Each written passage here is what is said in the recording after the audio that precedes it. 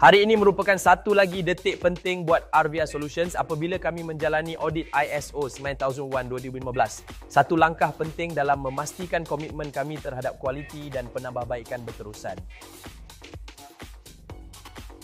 Majlis dimulakan dengan ucapan penuh semangat daripada direktor kami yang menegaskan kembali komitmen Arvia dalam mencapai kecemerlangan operasi dan kepuasan pelanggan.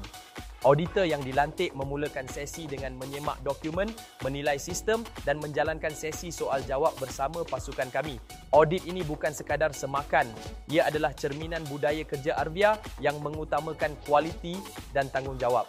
Sesi diakhiri dengan rumusan penemuan, kekuatan Arvia dihargai, cadangan penambahbaikan dikongsi dan semangat untuk terus berkembang ditegaskan. Arvia Solutions terus maju ke hadapan berbekalkan semangat kerja berpasukan dan maklum balas membina. Kami kekal komited untuk mengekalkan pensijilan ISO 9001-2015. Untuk audit pada kali ini, ISROC mendapat 2 strong point dan 5 OFI. Tiada minor ataupun major entry.